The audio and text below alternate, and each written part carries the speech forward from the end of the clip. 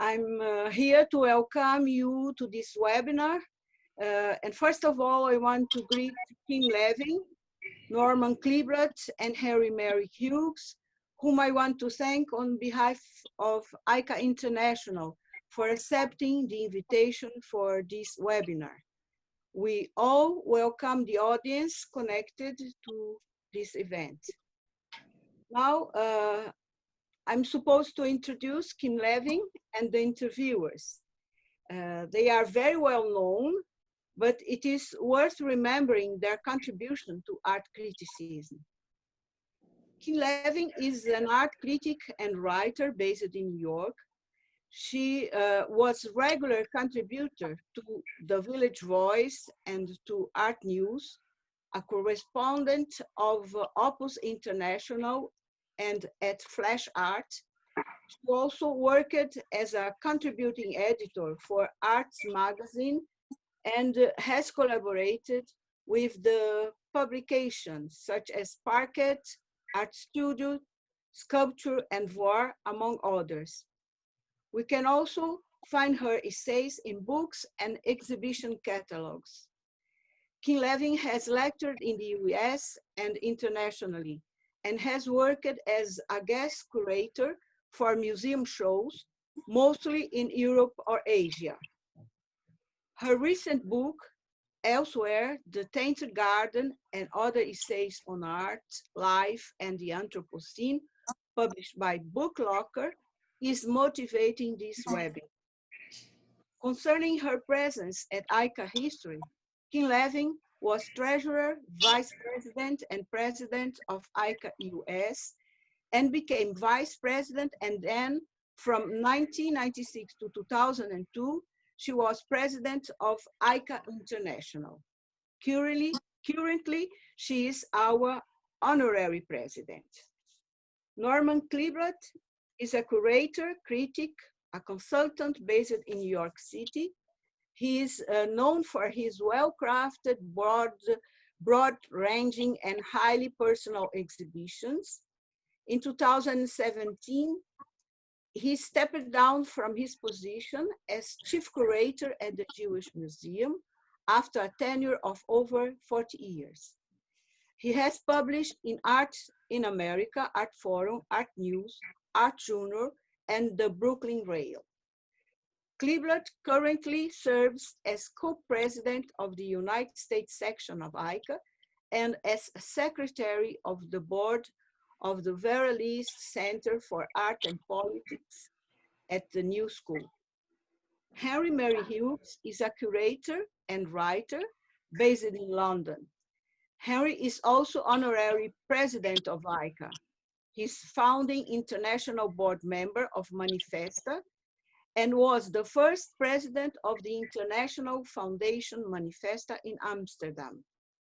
He's also the founding chair and board member of the International Awards for Art Criticism at the Shanghai Minsheng Art Museum in China. And he is chair of the Archives and Living Memory Committee of AICA. This is time now to give the floor to Kim Levin for her first remarks and to the interviewers to begin the conversation with her.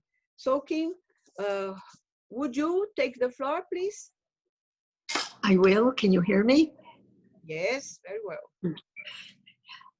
Thank you so much, Lisbeth, for organizing this and making it possible. And I thank Henry for agreeing to interview me, and I thank Norman also for agreeing to interview me. And I hope this will be the first of a whole series of AICA webinars. My book covers the years from 1991 to 2017. All the essays were written and published, and I have spent 5 years turning them into a book, in between doing other things, in between breaking bones and recovering and things like that.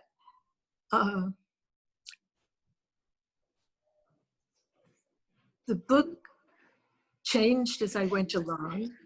I decided I would make a book of all the writings I did that were never published in English. And in the process, I decided to include some lectures I gave that were then published in other countries, and some things that appeared on the internet, because the book is titled Elsewhere, and I decided the internet is another kind of elsewhere. So at first I was trying to choose one work from each year. So it's roughly organized chronologically. And it's about art, it's about society, it's about time and space and our changing perceptions of them, which suddenly changed with this virus, worldwide virus. I think we all got thrust into the future very suddenly. And I look forward to the questions. I suddenly remembered that a long time ago, I got a travel grant to California to interview artists there. This was in the 70s when I was a relatively unknown critic. And I made an appointment to interview John Baldessari. And he said to me, I have nothing to say. Make a list of 10 questions and I will answer them. So I spent a lot of time making the list, and I went and I started to ask him the first question, and he took over and didn't stop talking from then on. I hope I won't do the same, but you know, I remembered it and I thought that's sort of interesting. Of course. And Norman and Henry, could you begin our conversation with Kim about her book, about her participation in AICA? Yes? I'm happy to start. I couldn't resist, and Kim may, fortunately, Zoom doesn't allow people to throw tomatoes. So Kim, keep your tomatoes to yourself. I happen to be a writer who is interested in reception history. So I was reading your essays and elsewhere, at what are the themes that are recurrent, what are my impressions, and they're my impressions, they're not necessarily your impressions. So I bulleted some of them. And so, and I know many people on this webinar don't need an introduction, but I think Kim in general is interested in art that questions its making and meaning, art that is activist, socially, politically, and historically engaged, and art that's morally and ethically challenging. And I loved reading your article about your publication of an exhibition that you wanted to do but couldn't do because no one would go near it. And yet almost in a traditional manner, or traditional art historical manner, Kim sets up a nuanced context for the issues at sea in the society into which the art is created or released. Yet the aesthetics and artistic strategies she discusses are removed from that tradition, far removed, often countermanding even the modernist, contemporary, and post-contemporary, if you will, precedents that challenge those traditions itself. And naturally, by extension, she questions continuously the idea of the artist as genius and the work of art as masterpiece. For example, in relation to Kim's article on Tangley, She discusses art that was self-destructive. And I might add that it was a long time till that would be more codified in Terry Brower and Russell Ferguson's exhibition Damage Control in 2015. But those ideas were already on the map. Just a touch of flattery. I think you deal with complex ideas and yet incredibly clear writing. It's an odd juxtaposition to a lot of art writing we see. Kim well understands and appreciates art history and the art historical lineages that undergird these personal and communal tactics. She often makes unlikely comparisons, and that's what I kept loving in reading you again elsewhere, which change up and charge up the entrenched discourse. Hybridity is key to what I see discussed, the transformation of the banal, as in the cases of Kessler, Kim Jones, David Hammond's mural Euclides, among others. And in terms of sensibility, mentalité, I would say Kim embraces ambiguity, complexity, irony, absurdity, and contradiction. So with that, how was that? I mean, that sensibility is in your writing, but you also claim in the introduction that unlike writing for the Village Voice, these essays are not exactly criticism, but art writing.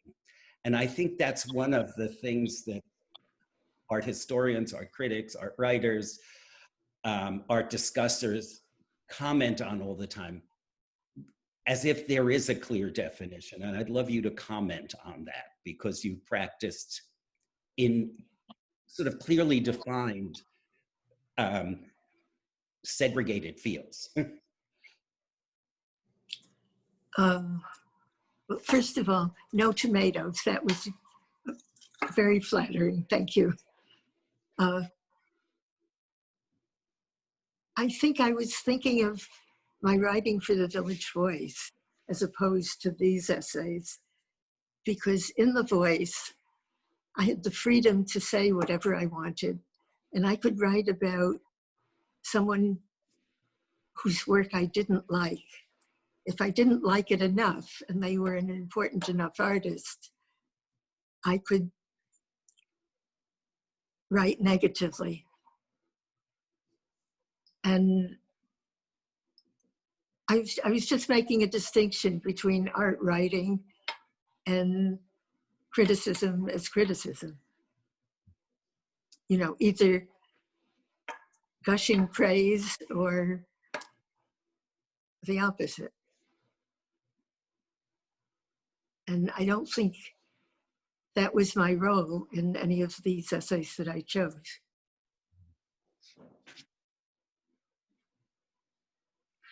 Can I come in there? I think it's very interesting to me because I followed your career from quite close over quite a lot of time.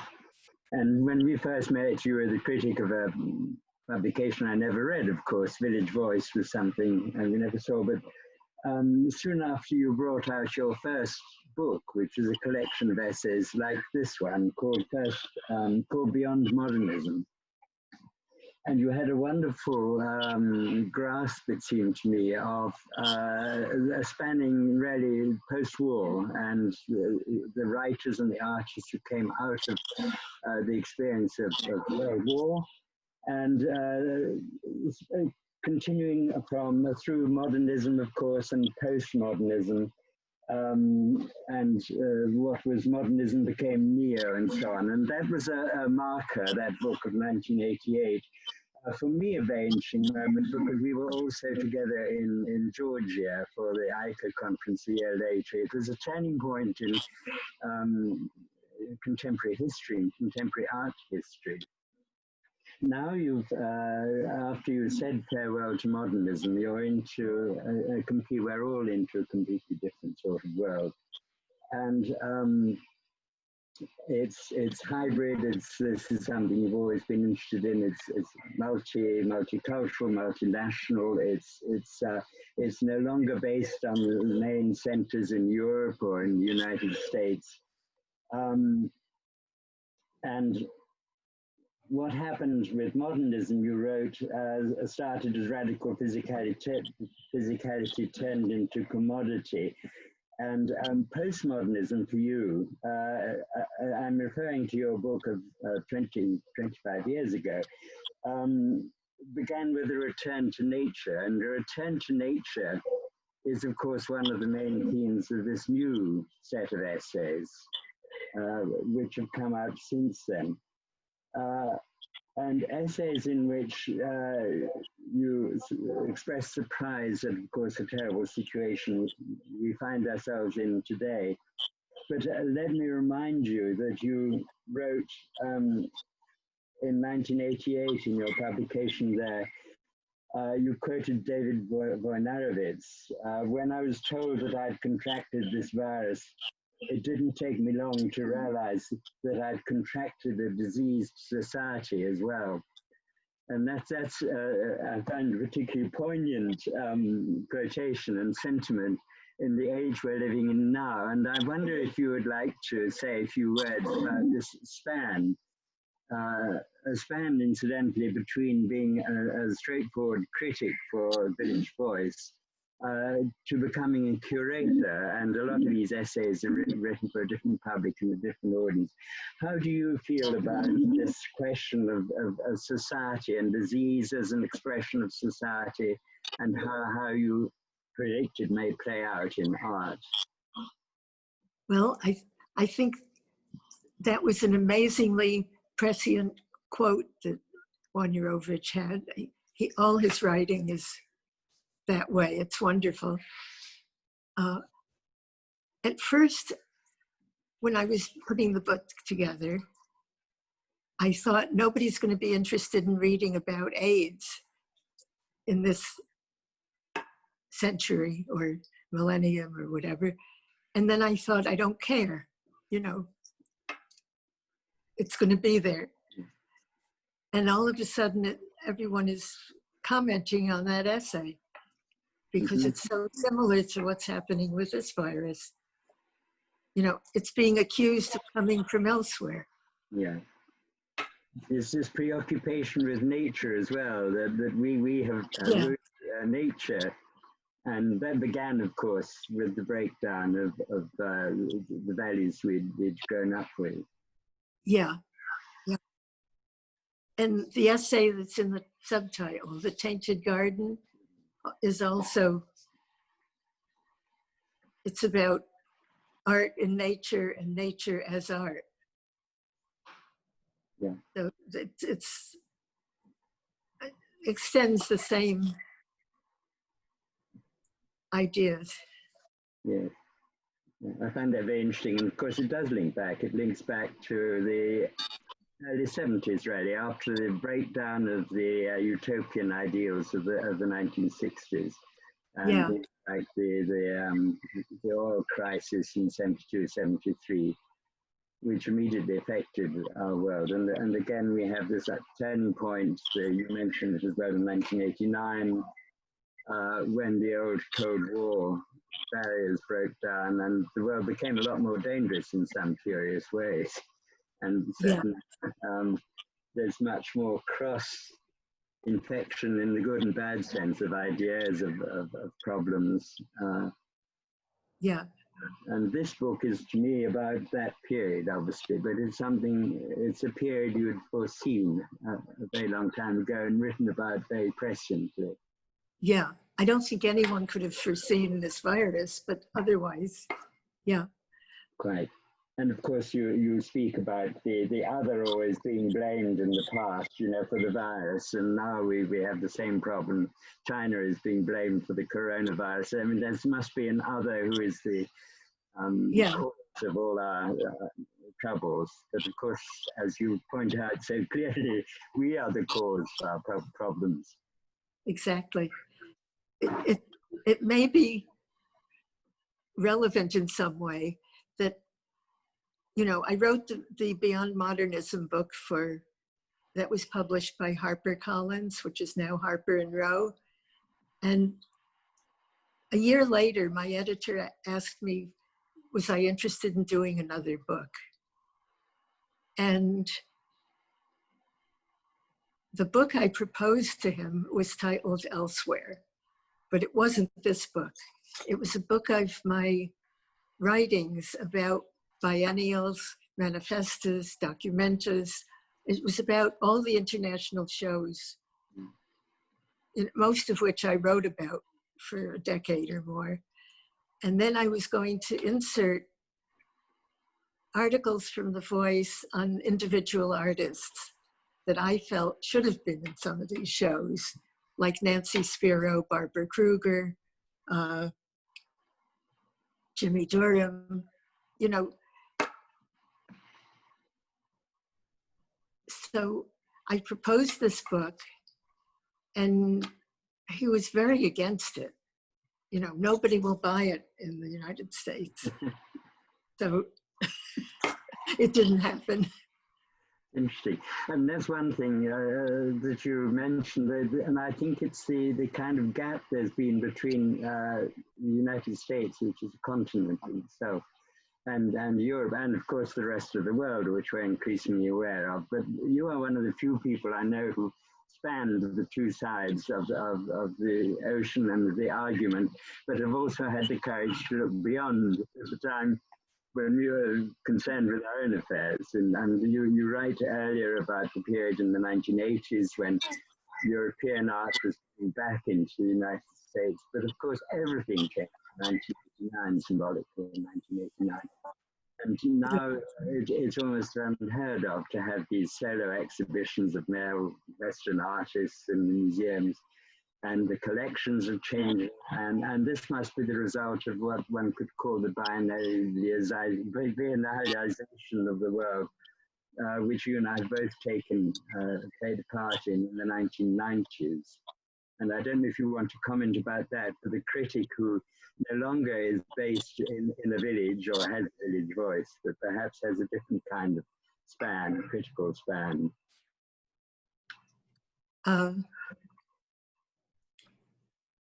Well, I don't know what I can say about it, but I was after spending a long time being a writer, which is a very lonely profession, it was wonderful for me to start curating. It started accidentally. I was sitting next to a woman at a dinner party in New York, and she was Korean, and she was organizing a show in Seoul. And she had hired Henry Gelzeller. It's in my introduction. And he quit at the very last minute. And I didn't know her other than that dinner party, but she had my card. And she called me up and she said, you know, help, do you know someone who could curate a show in 7 weeks? And I love to travel, and I had never been to Asia. And out of my mouth popped the words, I can do it. And I had no idea what I was supposed to do. You know, I had been a juror for many small shows in the United States, but I really didn't know what a curator did. So I called a friend who was a curator, and I explained to him, and I said, what does a curator do? And he told me in a few words, and I did it. I have one observation in terms of you're writing about the crisis of the body, art in the age of AIDS, and actually, which was an exhibition, the relevance of the quotes you picked to today. You quote Sander Gilman saying, "Everyone seems more obsessed with finding an origin than a cure." And I mean, how many times have we heard that reiterated in our current situation? But I wanted to get, in terms of curating, there are two shows which we discussed.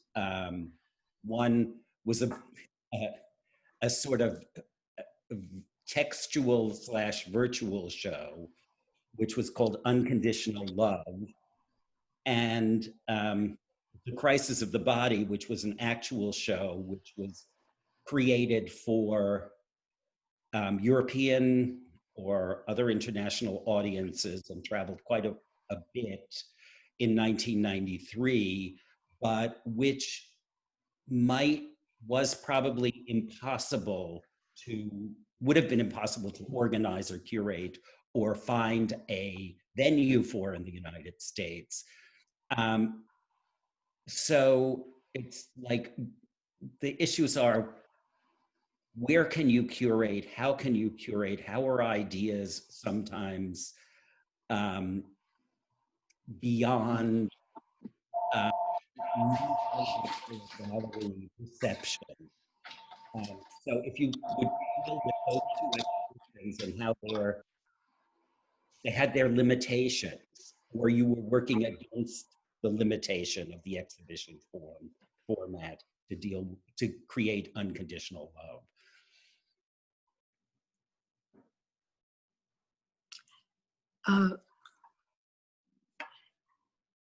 I'm not sure I understood the question, but being a guest curator at a place that is not where you live can make things possible.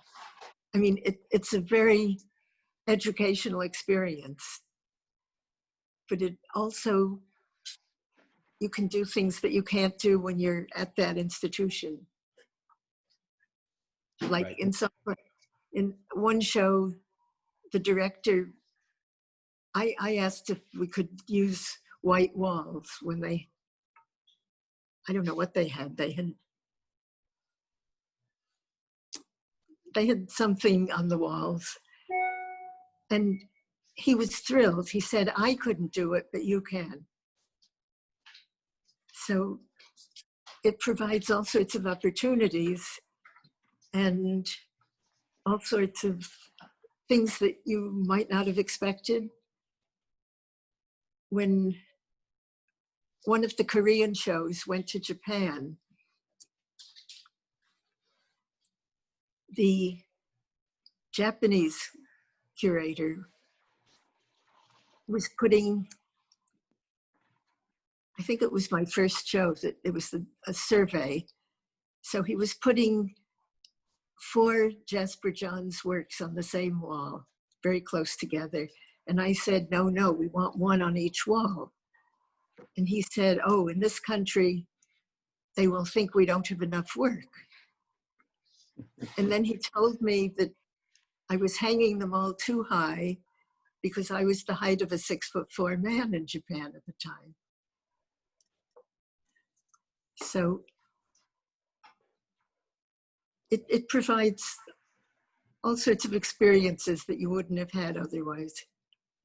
I guess with reference to Unconditional Love, your idea for an exhibition about work that deals with impropriety, obstruction, implausibility, disruption.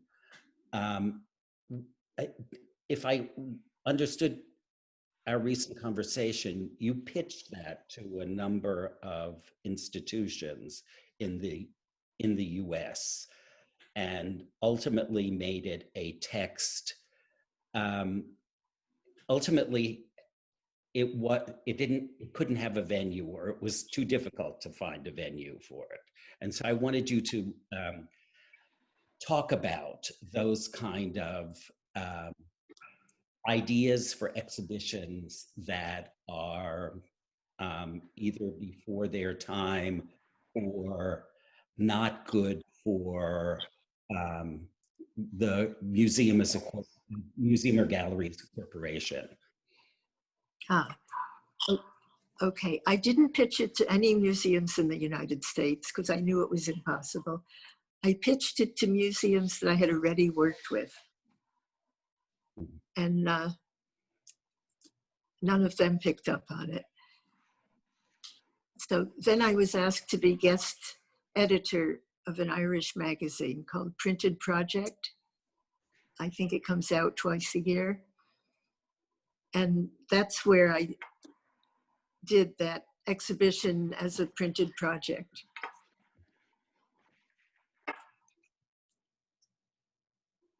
So, I mean, I remember a show you did, Norman, at the Jewish Museum of artists using material from the Third Reich.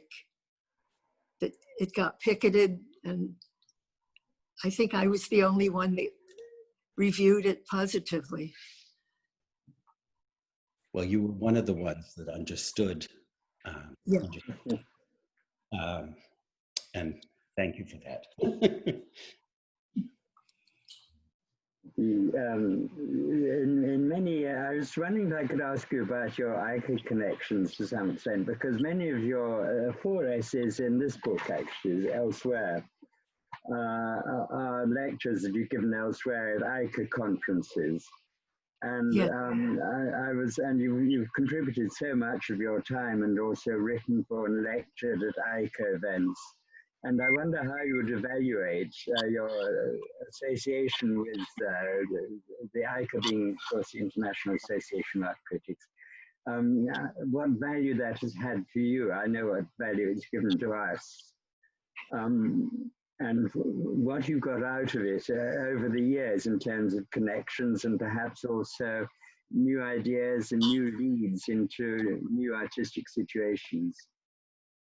Well, it was a wonderful experience, a frustrating experience sometimes, but also wonderful.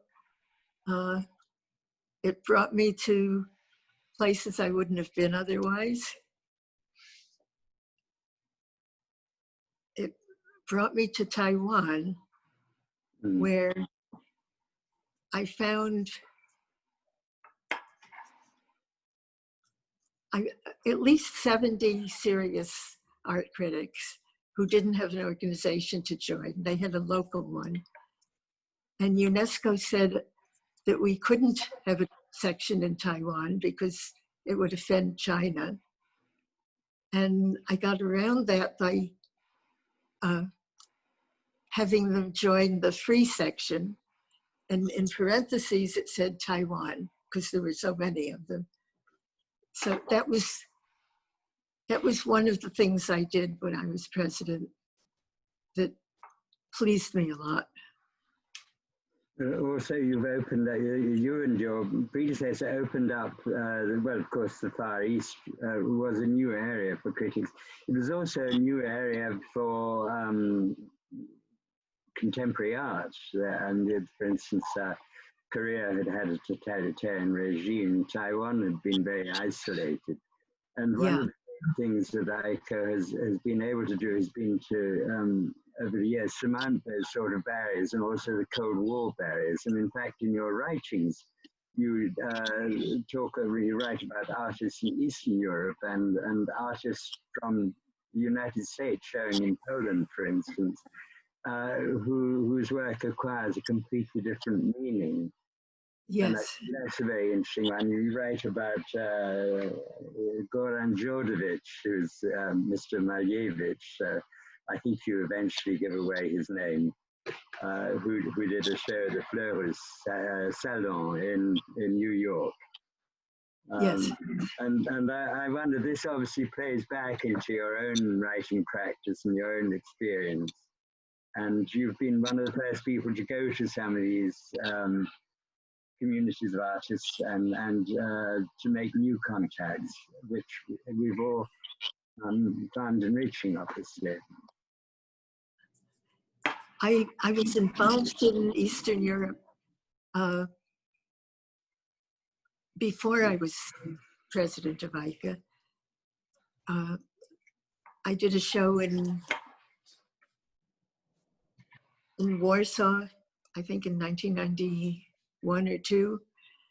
And I first went to Eastern Europe because I had a student at a graduate school in California where I was a guest professor for a month. And she was doing a show in Prague with a curator from Prague.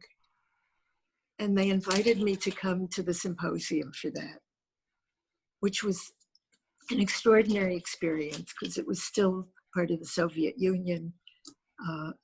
I was there unofficially. I stayed at the home of the translator, and they told me not to say anything in the elevator because they didn't want anyone to know I was American. And there were artists there doing all sorts of amazing things for exactly the opposite reason that artists in the Western world were doing them, which interested, I thought our paths crossed at a certain point. And I came back from that, and there was an international AICA Congress in Moscow that year in a few weeks. And I hadn't been planning to go to that, but after my experience in Prague, I thought I must see what's happening in the Soviet Union. So that's where I met you, because they had no food in Moscow, so they sent us to Tbilisi. It's extraordinary to think of, and the only person who fed us decently was an artist in Tbilisi. And we all came back with very different experiences, of course, then of the official art scene and of the unofficial art scene, and we tended to split up and go in different directions. Yes. But that was a time when, of course, art critics and criticism were taken extremely seriously. And that's something which is perhaps lacking in the dimension where the market has so much more of a say, even in Eastern Europe. And I suppose that leads me to ask you what kind of situation you envisage the critic having in future, because in the old days there was separation between the critic and the curator and the museum director. And all those, you are a living example of the way those barriers have come down, in a sense, and you've crossed that. And it's quite difficult, for instance, you write about expressing negative criticism in the Village Voice. This is also an extremely difficult thing to do today. Yes. It probably has a rather different role from that you occupied when you were working for the Village Voice. Right. What you're interested in here in this book, of course, you don't write about the things that you're not so enthusiastic about. Life's too short anyway. Yes. But that was certainly one of the things that I was going to ask you, which is where you think, and also whether criticism is still so closely language bound. I mean, in your time in mind, and the criteria for joining AICA were extended beyond being a full-time writer to curating exhibitions, to tertiary education, for instance, people who teach by example, artists who do research, and so on. And you're not clinging onto the raft of criticism. You've branched out in different directions very properly, I think. It's been an effect of globalization as well, which has happened in the last generation. Yeah, I hope so. But what is it that you would hang on to in your quality as a critic? What is the what are the special assets that you would want to preserve, and what forms of communication do you consider the most valuable today?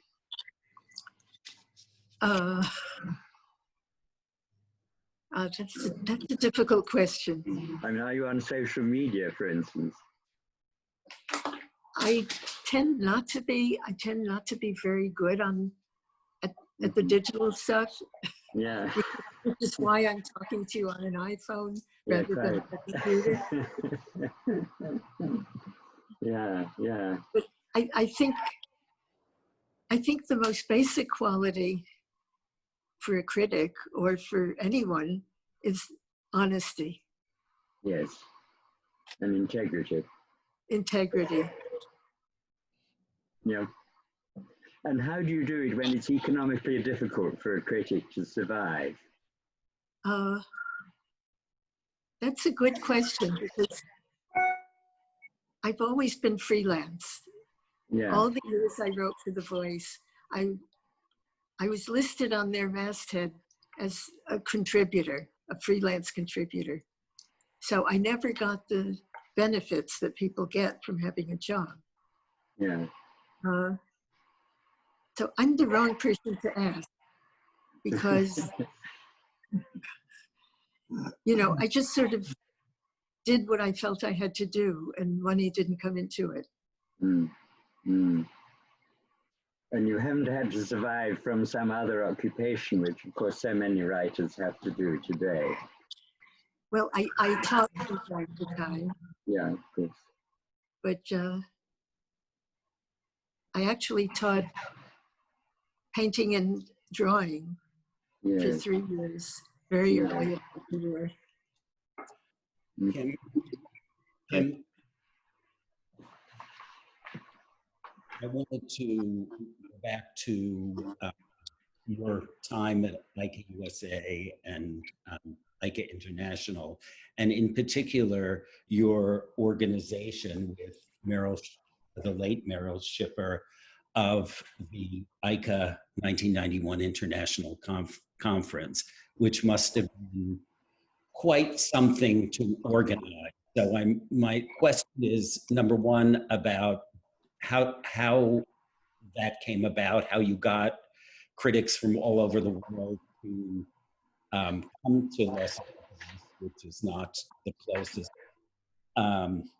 easy place to come, and the theme of that, which was art, politics, and multiculturalism, and how some of those ideas continue, and what concerns remain or evidently have been exponentially magnified.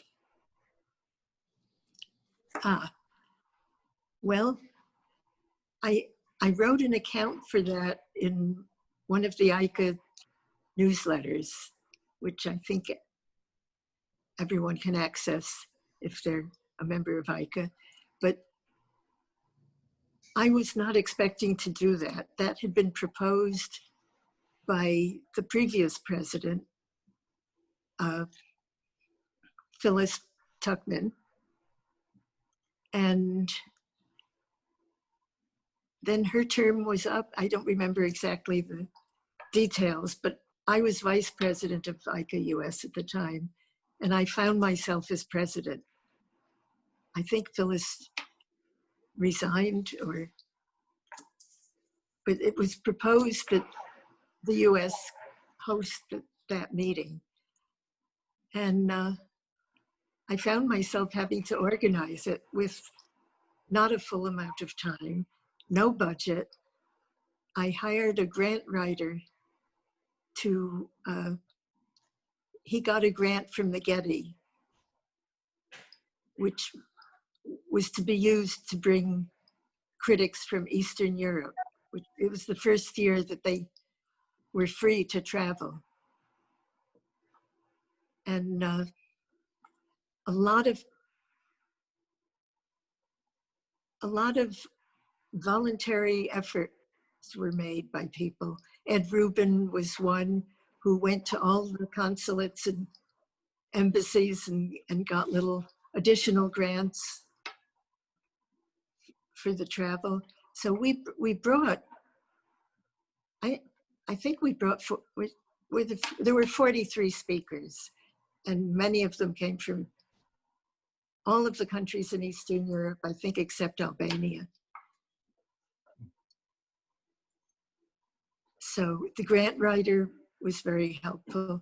Merle and I talked on the phone every night, planning what we would do.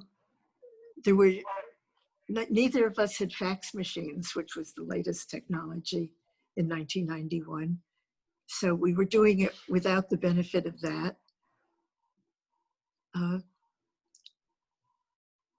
It was an amazing collaborative effort. And amazing. I'm very proud of that. Together. Yeah. And then in terms of the theme, you know, because my question was a bipartite one, in terms of the theme, which was art, politics, and multiculturalism, which seems to have, multiculturalism seemed like an amazing new ethos, and then it was considered a failed ethos, and now it seems to be an ethos that was maybe the foundation of our exponential concern of that kind in terms of the operative words diversity, equity, inclusion, and now anti-racism, which is really part of contemporary life and very now. So how do you see it as a trajectory, or two different pieces, or one morphing into another, etc.?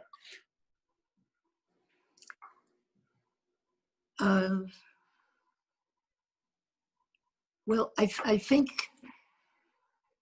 multiculturalism got so broken down that it became divisive. But otherwise, it still works. It's still, you know, I believe in it.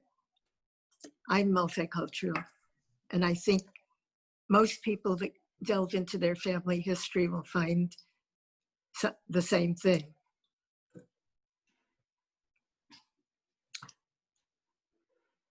I was, if I can go back a little bit, I was looking for a quotation I've got here, which I think says so much of what your book is about, and it's from, I think, your first essay, which touches on the role of criticism in society. And you say the stable print media are being replaced by ever more ephemeral online media. Democracy is in mortal danger. Modernism, if it's remembered at all, is attacked or ignored, and there's panic over rapid climate change in a degraded present that is increasingly irrational and amnesiac. And I like this very much, we are losing words and images at an alarming rate. Linear time and space have been replaced by looping time and instantaneous space. And you go on, the future has become an unnerving question mark. And I would love to ask you to comment on that. I think it's very astutely analyzed and written. We are losing images at an alarming rate, but also you can't lose anything. There's this sort of paradox between the two. I mean, everything can be found again. This conversation could be found in 100 years' time if you had the technology to retrieve it. Yes, exactly. You know, trying to cast a look forwards, really, how you see. Well, if there's still a human race in 100 years' time. Yeah, well, you posited various alternatives, but I don't think we like them. I hate to say that negatively, but it looks like that may be where we're going, unless somebody does something really radical really fast. I think your tone has darkened over the years, as a matter of fact. Yes, you write very brightly and very readably, but I think that you're increasingly worried by the situation you've kind of understood so well and seen coming so well. Yeah. Maybe you know too much. I mean, it's a difficult one, that is right.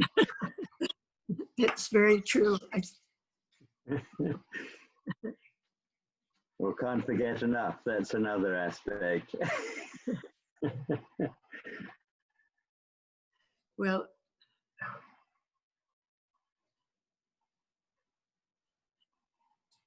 I hope we'll still be around, but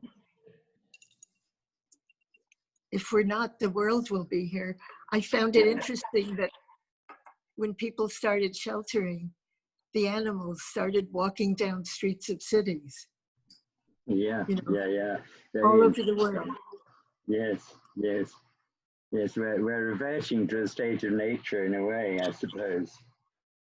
I like the idea of looping time and instantaneous space. I mean, how do you stop the moment of, like Helen in Goethe's Faust, stop that moment. You see beauty refracted and nothing stays. We're on a permanent escalator. Well, we've been out on the end of Long Island since the early days of March. Yeah. Sheltering from the elements. You've never been more local, but look at the audience, the global audience you have this evening. Yes.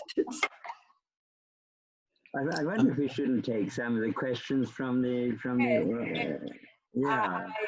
I was waiting our assistant to unmute me, and we have already some interesting questions, and perhaps I should present the questions to you.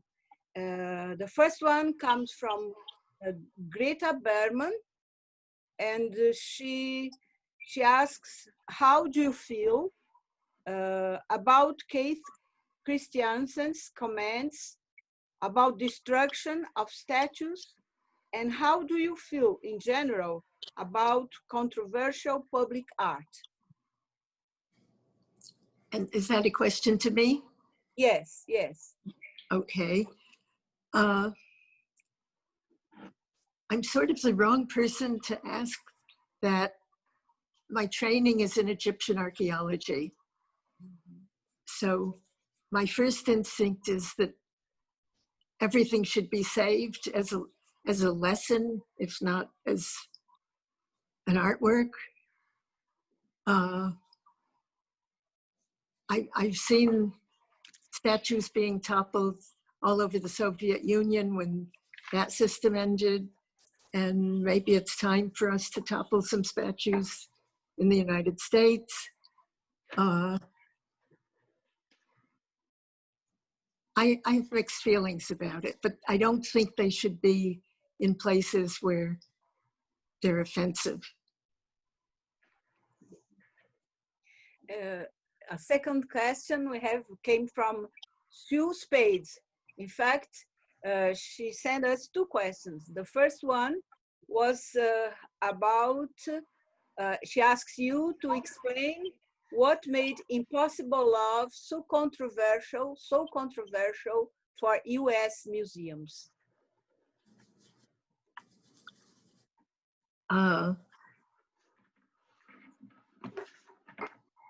Well, they were artists that weren't being shown at US museums at the time. And she also asks you about the question of authenticity, honesty of the art critics.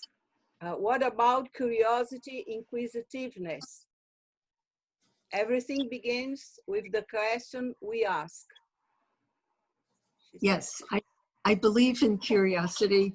I believe in inquisitiveness. I believe in being open to whatever occurs and is relevant.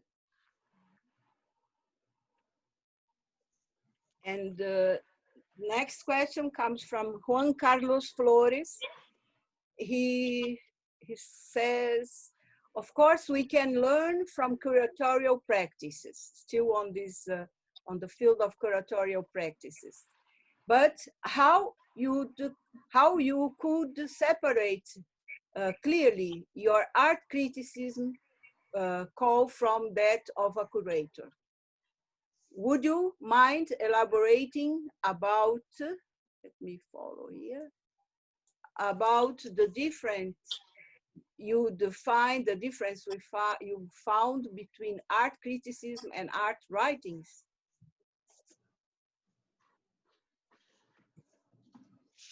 Well,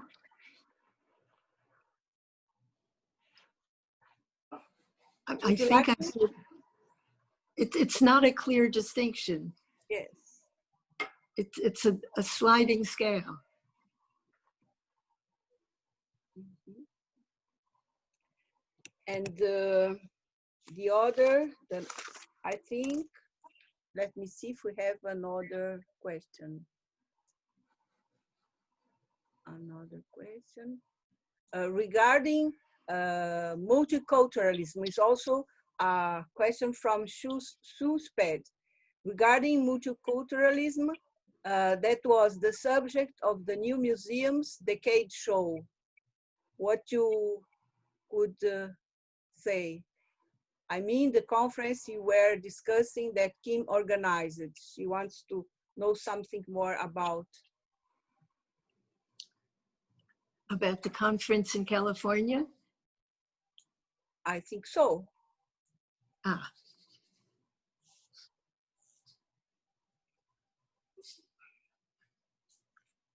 I'd like a more specific question. Perhaps, let me find where is she.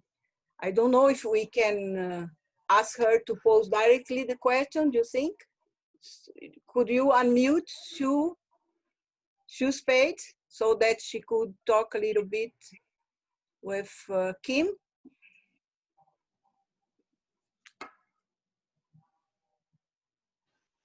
Yes, and, of course. Yes, of course, Lisbeth. Yeah. In the meanwhile, maybe you can ask the question of Damian Smith. He asked, what would you say to young writers and students about the interior life during the current pandemic? Now, let's see if it is possible to unmute. If it is not, I will now read the question from Damian Smith. He greets you from Melbourne, Australia. It's 3 a.m. over there. And he asks, what would you say to young writers and students about the interior life during the current pandemic? About the what life? About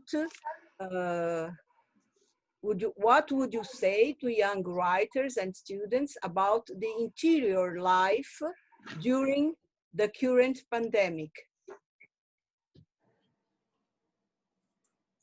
Wow. I would say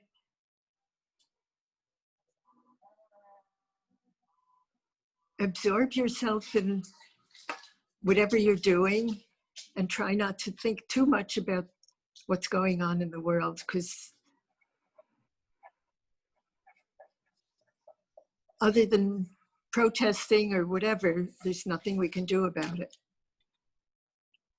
The world is on hold at the moment.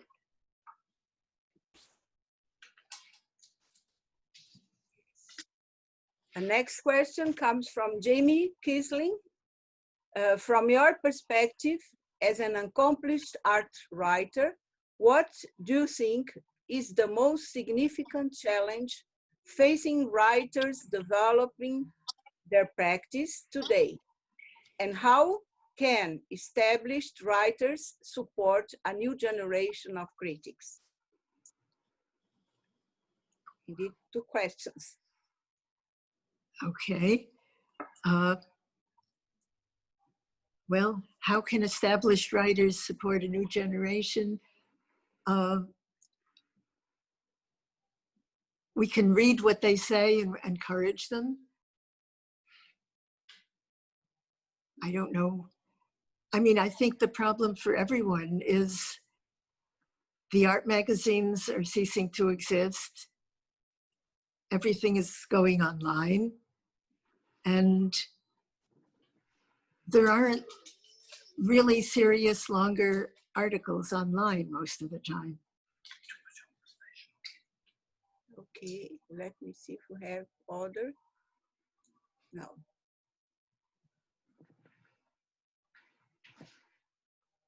And Susan Platt sent us an observation. I don't know if you would like to comment on it. When she sent her question, she says, my point is a question about contributors to the AICA show in California. The AICA show in California, or Yes. the conference? I think perhaps the conference, I don't know, because she sent me like that, the question. Yeah. It was she refers to a publication, Beyond Walls and Wars publication based on that conference.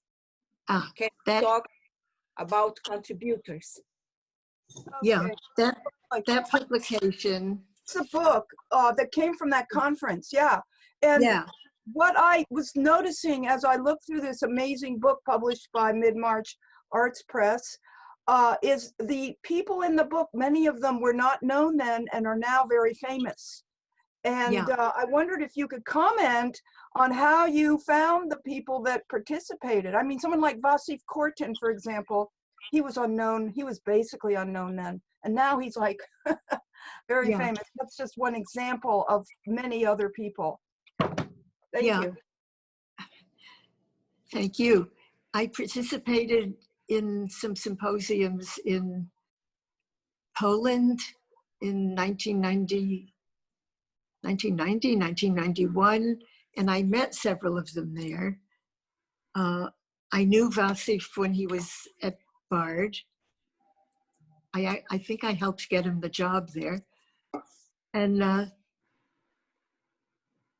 so I knew a lot of these people from my travels. And when I was organizing that conference, they were the ones I invited to come speak at it. And there is one more question that came from Louise Boisclair. What influence on art and on art critic exists from Anthropocene? Well, as I was organizing elsewhere, I started noticing that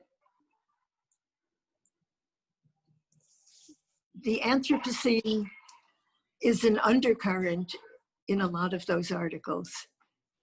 From the very first ones, when there wasn't any such thing as the Anthropocene, I don't think it had been named in 1991, but it was the article Art That Makes Itself. And, you know, if an artist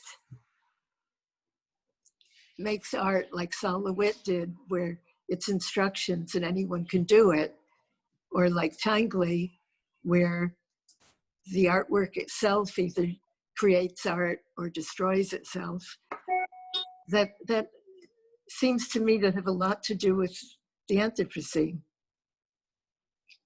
So all through it, if you look, you'll find that that's an undercurrent. And in the last article, it sort of comes out and is stated.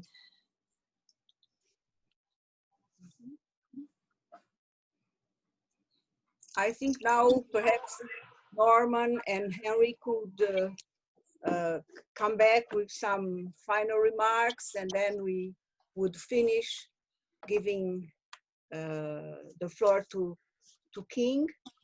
It's already, we are already talking about 1 hour and 45 minutes, and perhaps it's time now to close our meeting, but not before giving the floor to Norman to Henry and to Kim. Please. Please, Norman. I have more questions. Oh, please, go on then. Because I made my overall articulations earlier here. And I'm thinking of, and this is more of a question, the way, a question and an observation.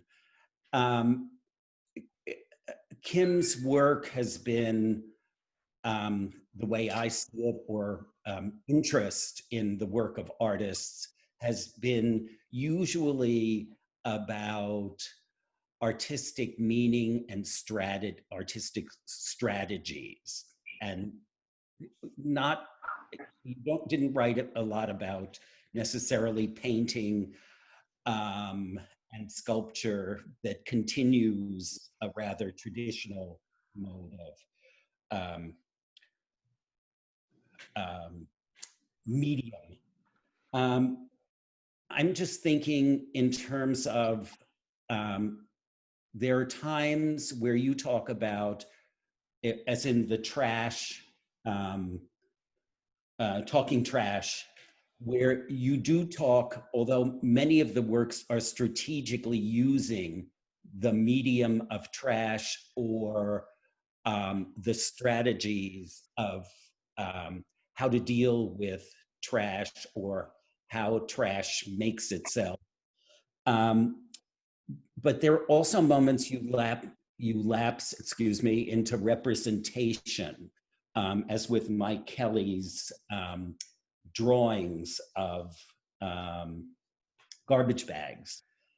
And I found that again to be one of the issues that curators and critics grapple with, especially critics who are dealing with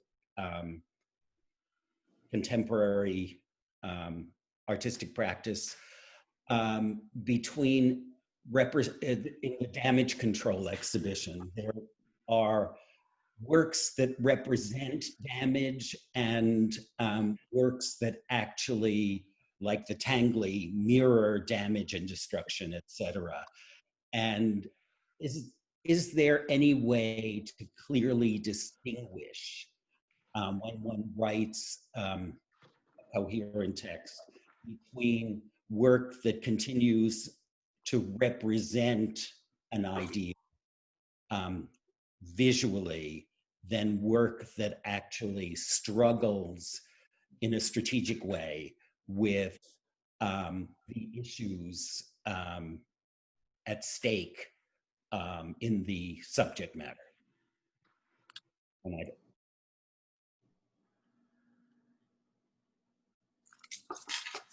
Well, the trash article was supposed to be about artists that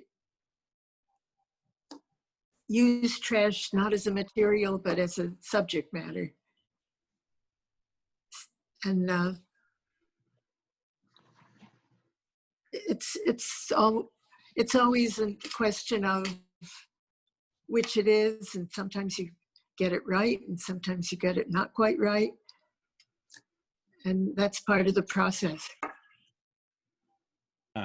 Because if I were writing it now, I might have different artists instead of the ones I chose. And the one thing that I guess in my overall comment was these accumulation, bringing together of your articles was for me a sort of walk down the art history of the last 30 years or so. And in some way, there were the seeds for almost a textbook of what was made, where it was made, how it was made, why it was made. And even though it was a compendium, one got the sense of the breadth of the art worlds and the art world during those 3 decades, and the issues, both aesthetic, social, political, at sea. So that's my closing comments. Thank you for that.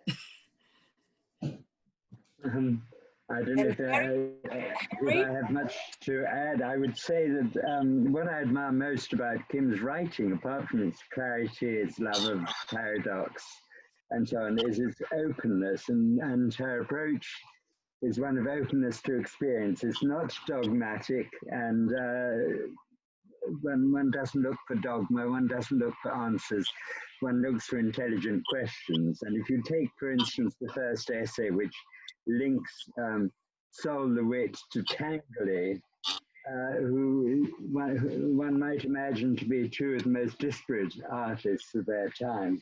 By the time you've read 2 or 3 pages of Kim, she will convince you that in this two-person exhibition, we can finally see these 2 artists maybe too close for comfort. What they're telling us is virtually the same thing. Well, you have to read Kim to understand how that could be. But it's beautifully done, and it's prefaced with a drawing by Sol LeWitt and a description of a drawing by Sol LeWitt, which also shows the kind of complexity that she loves to explore.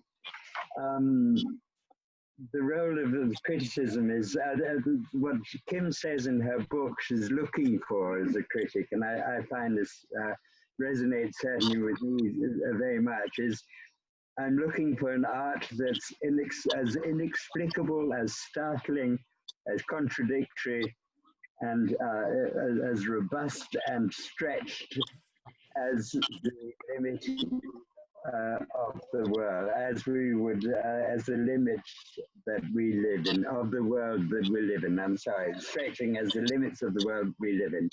And that, I think, is a wonderful way of relating art to life and to natural curiosity.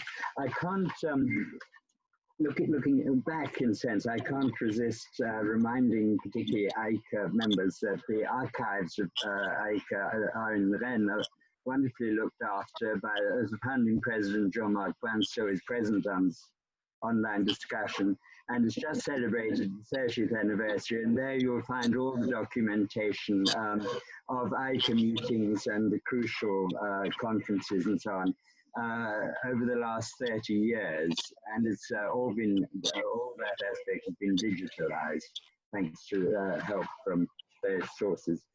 On the other hand, what does Kim say about looking back? The past should be preserved, if only as a warning not to repeat it.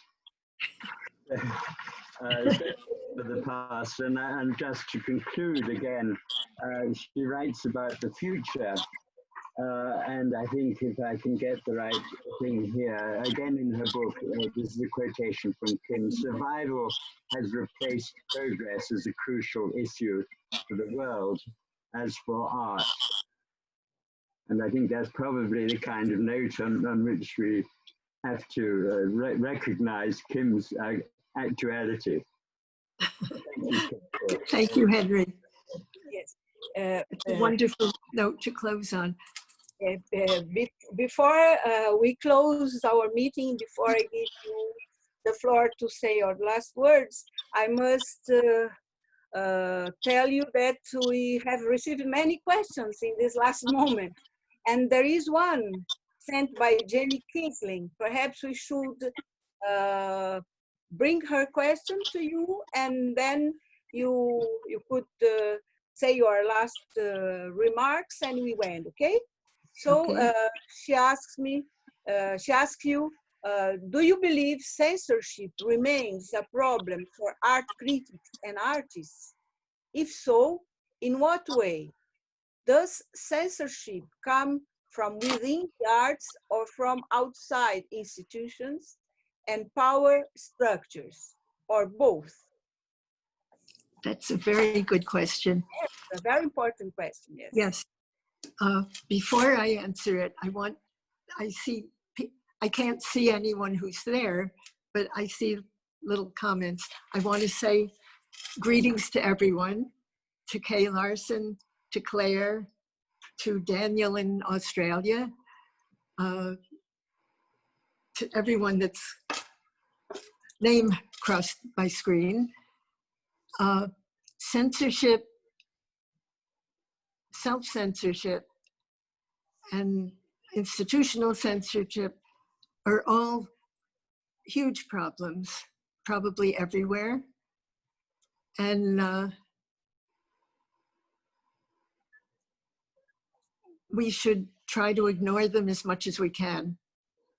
I know the institutions probably can't, but individually, I think we should be uncensored. Okay. And now your final remarks. Would you like to say something as a final remark, or can we close the meeting? Well, I wish everyone well. Stay safe. Keep writing, keep doing what you're doing, and try to help the world for the better.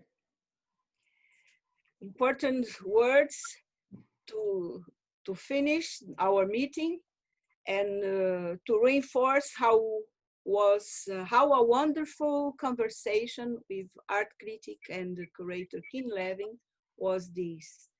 I want to thank her, to thank Norman Kleeblatt, to thank Henry Meyric-Hughes for the participation as interviewers, and to all of you that sent